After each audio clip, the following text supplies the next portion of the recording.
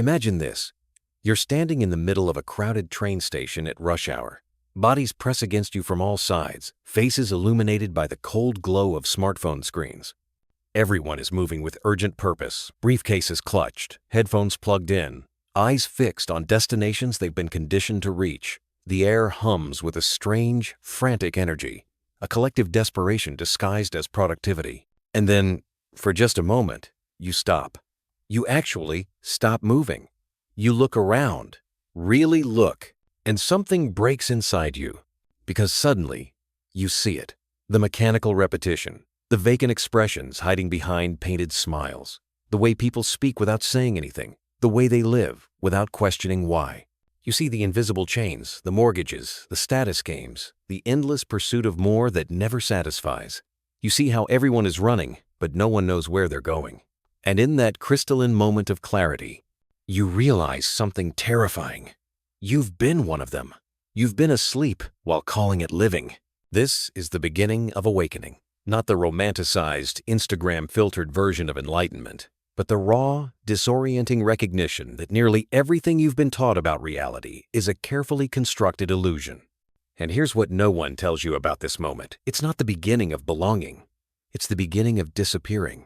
Those who begin to see through the illusion, who feel deep within that something about this world doesn't make sense, and strangely, when they do, they begin to disappear. Why are awakened people vanishing from society? Why do the ones who see more, feel more, and understand more seem to withdraw into silence? In this exploration, we will uncover the wisdom of Alan Watts and discover the hidden reason why true awakening often leads to isolation, and how this journey, though lonely, carries the seeds of profound freedom. Stay with me until the end, because the final revelation is the most powerful of all, and it may completely transform how you see your life and the world around you. Before we continue, take a moment to subscribe to the channel, leave a like, and share this video with someone who's been questioning the meaning of it all. Because what we are about to discuss may just change the way you perceive yourself, others, and reality itself. Alan Watts once said that awakening is not about becoming something greater. It's about seeing through the illusion of separation. But what happens when you truly see through it? Alan Watts understood this paradox better than most. He spoke of awakening not as an arrival, but as a falling away, a shedding of every false skin you've worn to fit into a world that never quite made sense. But what happens after that falling away? What becomes of those who can no longer pretend? Where do they go when the game everyone else is playing suddenly looks like madness? Look around your own life. Have you noticed them? The people who used to be vibrant presences, engaged in the theater of social competition, who now seem somehow distant. The friend who stopped posting on social media, who declined that promotion, who moved to a smaller town without explanation. The colleague who became suddenly quiet in meetings, their eyes carrying a weight of understanding that makes others uncomfortable. The family member who stopped arguing about politics, religion, or success, not out of apathy, but from a place so deep that words feel inadequate. They haven't disappeared completely, not yet, but they're fading. Like images on old photographs left too long in sunlight, they're becoming translucent, less solid, harder to grasp. You can still see them, but you can't quite reach them anymore. They're present in body, but absent in spirit from the collective dream. Everyone else is still dreaming. What's happening? Why does seeing more lead to saying less? Why does understanding deeper make you retreat further? Why do the people who finally wake up to the fullness of existence seem to withdraw from the very world they've awakened within? This isn't a coincidence. It's a pattern as old as consciousness itself.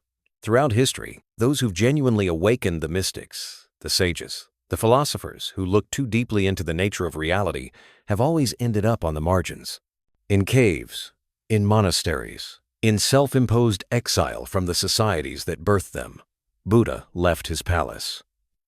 Lao Tzu disappeared into the mountains. Thoreau retreated to Walden Pond.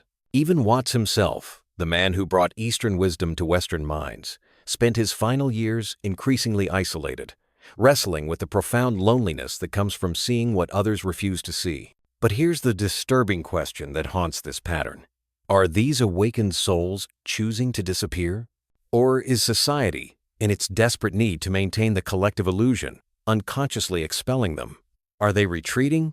Or are they being pushed out by a world that cannot tolerate the presence of those who've stopped playing pretend? Consider what awakening actually threatens. It threatens the economy that depends on endless wanting.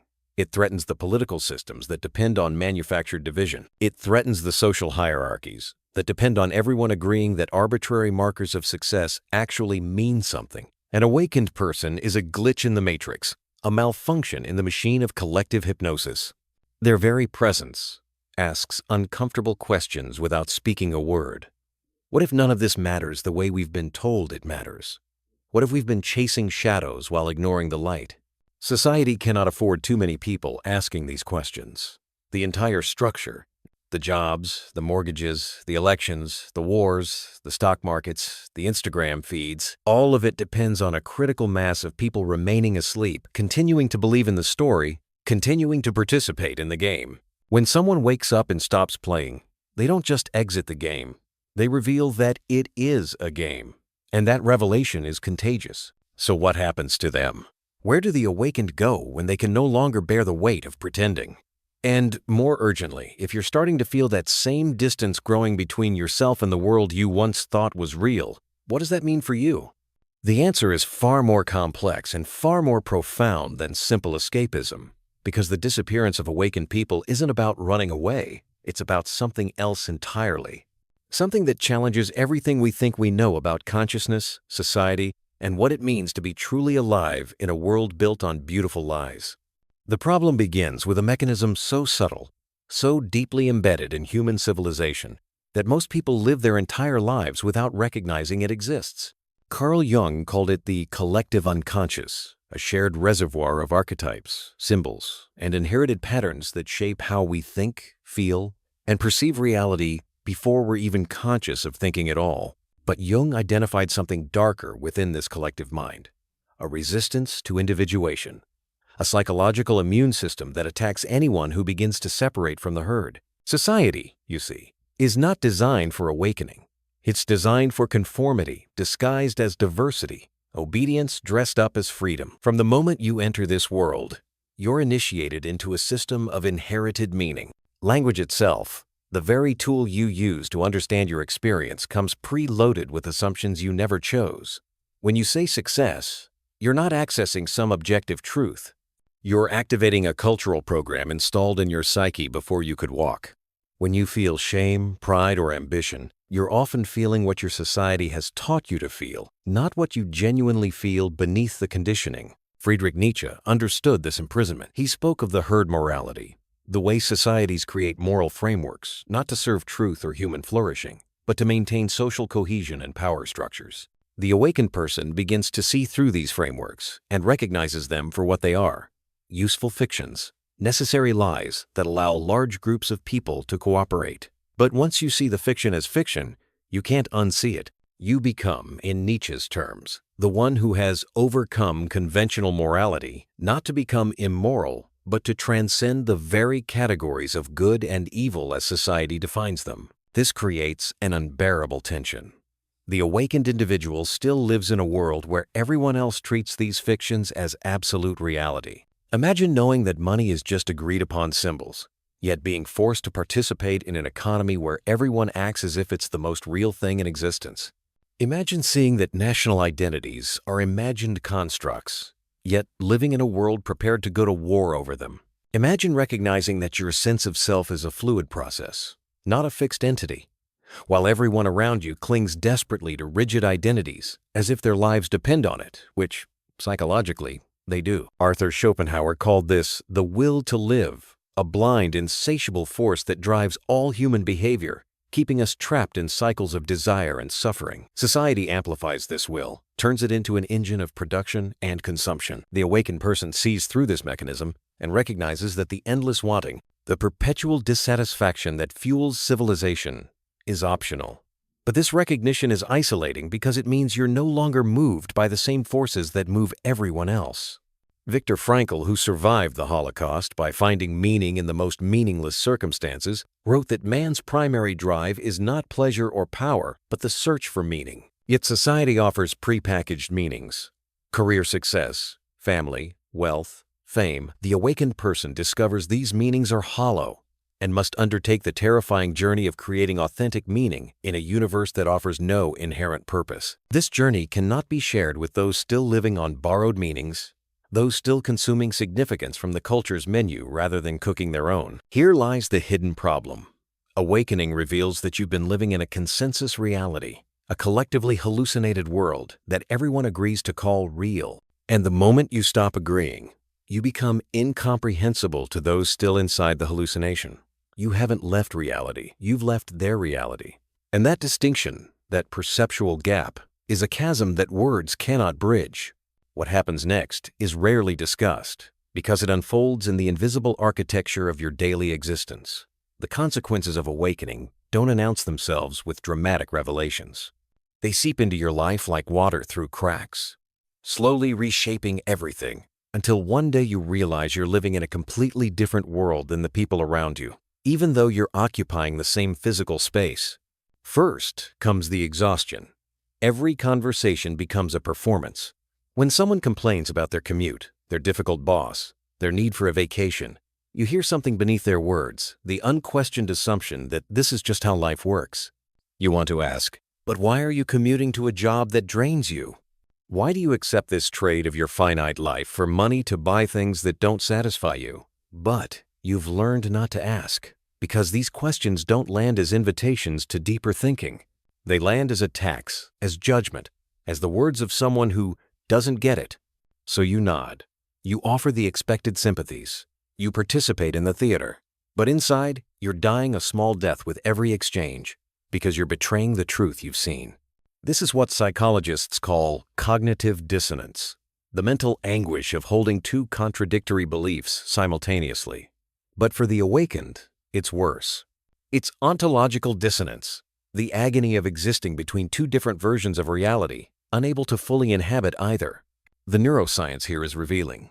Studies on meditation practitioners and individuals who've undergone profound psychological shifts show actual changes in brain structure, thickening of the prefrontal cortex, decreased activity in the default mode network, altered connectivity between brain regions responsible for self-referential thinking. In plain terms, awakening physically reorganizes your brain. You're not being dramatic or difficult. You're literally perceiving reality through different neural pathways than those who haven't awakened. Their world and your world are processed by different biological machinery. This neurological divergence manifests in subtle ways that accumulate into profound alienation. You notice how advertising no longer works on you. You see the manipulation, the manufactured desire, the preying on insecurity. You stop watching the news because you recognize the fear-mongering, the tribalism, the way information is weaponized to keep people anxious and divided. You lose interest in status competitions because you've seen how arbitrary the rules are, how the goalposts constantly shift, how no amount of achievement fills the existential void. But here's the trap. By withdrawing from these games, you become suspect. Society has a name for people who don't want what everyone else wants: depressed, cynical, unsuccessful, weird. There's no category for awakened. There's no social role for person who has seen through the illusion and chosen a different way. So you're forced into boxes that don't fit: the dropout, the hermit, the eccentric, the failure. And the most insidious part? Sometimes you start to believe these labels yourself. This is the confirmation bias at work, the tendency to interpret information in ways that confirm your existing beliefs. Society's existing belief is that participation in its systems equals mental health and success. Non-participation equals dysfunction. So when an awakened person withdraws, even their genuine peace can be misread as depression, their clarity mistaken for confusion, their freedom labeled as aimlessness. The consequence compounds. The more you awaken, the more invisible you become. Not because you're hiding, but because people stop seeing you accurately. They see their projection, the category they've placed you in, rather than the actuality of your transformed consciousness. You're standing right in front of them, but you've disappeared into their misperception of you. But here's where everything inverts. What if the disappearance itself is the rebellion? What if the greatest act of defiance against a system built on unconsciousness is not to fight it, argue with it, or try to reform it, but to simply stop feeding it your energy, your attention, your life force? Alan Watts spoke of the backwards law, the idea that the more you pursue something, the more it eludes you. Peace cannot be chased. Happiness cannot be grasped. Awakening cannot be forced. And freedom from society's grip cannot be won through confrontation. The system is designed to absorb resistance, to turn rebellion into another product, another identity to consume. But withdrawal, silence, the quiet refusal to participate in the game, that the system cannot commodify. This is the radical shift. Stop trying to fix the world that doesn't want to be fixed. Stop exhausting yourself trying to wake people who are committed to their sleep. Instead, tend to your own consciousness with the same care a gardener tends to rare, delicate plants. Create conditions for your own deepening, your own clarity, your own alignment with what's called the eternal now, the only moment that actually exists beneath all our mental constructions of past and future. History offers us templates for this kind of revolution. Lao Tzu, the perhaps mythical author of the Tao Te Ching, was a court librarian who witnessed the corruption and futility of political power. Rather than fight it, he simply left. Legend says he rode a water buffalo toward the western border of China, and when a guard asked him to record his wisdom before disappearing, he wrote the Tao Te Ching, a text that has influenced billions across millennia. His disappearance became his greatest teaching. Thoreau didn't wait for society to grant him permission to live deliberately. He walked to Walden Pond and built his own existence, demonstrating that freedom is not something conferred by external systems, but something you claim through direct action. His withdrawal produced Civil Disobedience and Walden, works that continue to awaken readers generations later. The Buddha didn't reform the caste system of his time. He walked away from his palace, sat beneath a tree, and discovered a truth that transcended all social structures. His disappearance from conventional life birthed a wisdom tradition that outlasted empires. Do you see the pattern? The most transformative figures in human history didn't change the world by playing its game better. They changed it by refusing to play, by disappearing from the consensus reality and discovering something more fundamental. Their absence became a presence that echoed through time. Your rebellion, then, is this. Stop defending your awakening. Stop justifying your withdrawal. Stop trying to translate the ineffable into language that will satisfy those who demand explanations. Instead, live from your truth so completely, so authentically, that your very existence becomes a question mark in the certainty of the sleeping world. This means practical things. It might mean choosing simplicity over success, silence over social performance, solitude over superficial connection. It might mean a smaller life by society's metrics, less money, fewer followers, diminished status. But by the only metric that matters, alignment with your actual being, it's an expansion into something vast. The freedom comes not from escaping the world, but from no longer needing it to be different than it is. You stop waiting for society to validate your path. You stop hoping your family will understand. You stop expecting your friends to join you. You simply walk your path, and those who are meant to walk beside you will appear, drawn by the same frequency of authenticity. Now we arrive at the deepest truth, the one that recontextualizes everything we've explored. And it's this: the awakened are not disappearing from society. They're disappearing as separate individuals and awakening as society itself. Let that paradox breathe for a moment. Because what Alan Watts understood, what all truly awakened beings eventually realize, is that there is no separate self that awakens. There's only consciousness recognizing itself through the temporary form you call you. When you awaken, you don't become an isolated island of awareness. You realize you were never separate from the ocean to begin with. This is the ultimate inversion. You thought awakening would make you special, different, set apart. And in the early stages, it does feel that way. You feel alienated, misunderstood, alone. But that's not the destination. That's the transition. The caterpillar doesn't become a more isolated caterpillar. It dissolves completely in the chrysalis before emerging as something that can fly. Your disappearance from society is not an ending. It's a dissolution. The false self, the one constructed from social conditioning, family expectations, cultural programming, must die. And that death feels like disappearance because that constructed self was what made you visible to the sleeping world. It was your passport, your social security number, your role in the collective dream. When it falls away, you become invisible to the dream. But here's what's actually happening.